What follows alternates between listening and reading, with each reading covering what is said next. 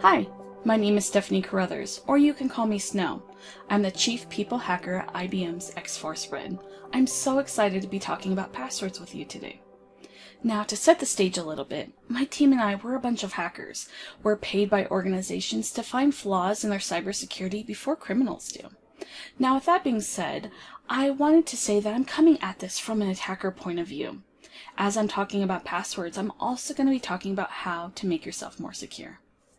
So you might hear things like your password should be strong and secure, or your password should be long and complex. But what does that actually mean? First, let's take a step back to really understand how criminals can crack or brute force passwords. So let's say you're signing up for a new website and you enter in your new password. Well, what the website does is it takes that password, it scrambles it all around, and it saves it in a database. That scrambling process is called hashing. So, if a criminal breaks in and steals all the hashes from that database, they can't just read your password.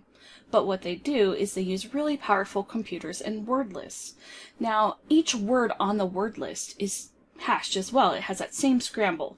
So what they do is they take your hash of your password that they got from the database and they run it against their word list. And once they find a match, they know exactly what your password is. Now, here comes in your password should be long and complex. So, if you take a password that's only 8 characters long and let's just say lowercase letters, that could take seconds to crack.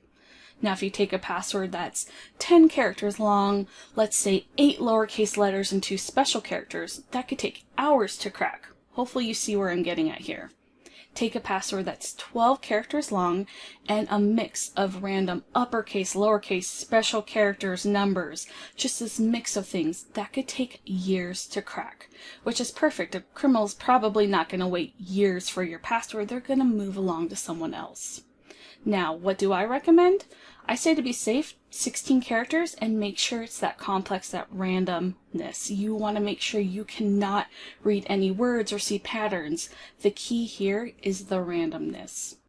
Now we're on to our next issue of password reuse. So let's say there's a website you log into often. Let's go with your bank. And there's another website you frequent just as much, maybe a social media platform.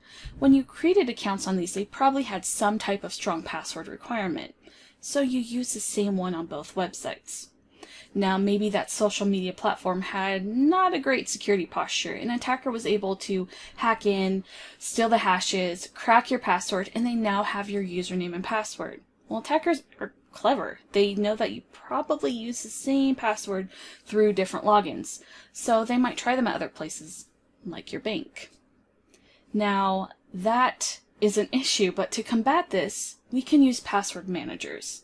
Now, password managers is a place, think of it like a database that stores all of your usernames and passwords to every login that you have.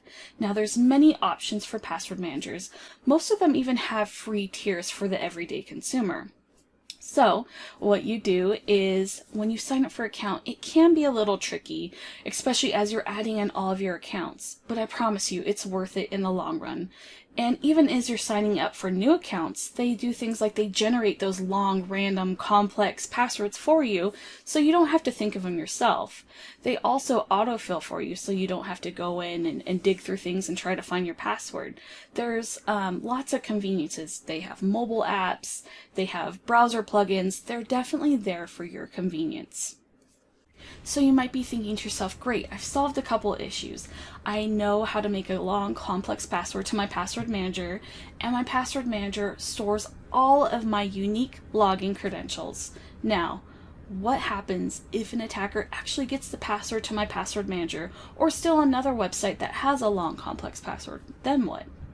Well, this is where multi-factor authentication comes into play. Sometimes it's referred to as two-factor authentication. Essentially how it works is if you log into a website and you supply your username and password, you still have to supply a second factor. Now that might be a code in a text message or something you have to approve on an app on your phone. There's different ways that this could work. But essentially, if the attacker doesn't have that second code, they can't log into your accounts. Now, it's really important that you deploy this everywhere you can across every account. Typically, it's under a security settings in your account. Now, this isn't the silver bullet. Attackers are getting crafty. Sometimes if they try to log into your account and you do have 2FA, what they might do is launch a social engineering campaign against you. They might call you claiming to be the bank and they need to verify you, so you need to confirm a code that you just received. Or they might text you and say, hey, I used to have this phone number. I accidentally sent my code to you. Can you give it to me? Under no circumstances should you ever give out this code. No organization is going to call you for your multi-factor code or for your password for that matter. Alright, a couple of takeaways. Your password should be at least 16 characters and random. The randomness is key here. You should also have a different password for every account you log into.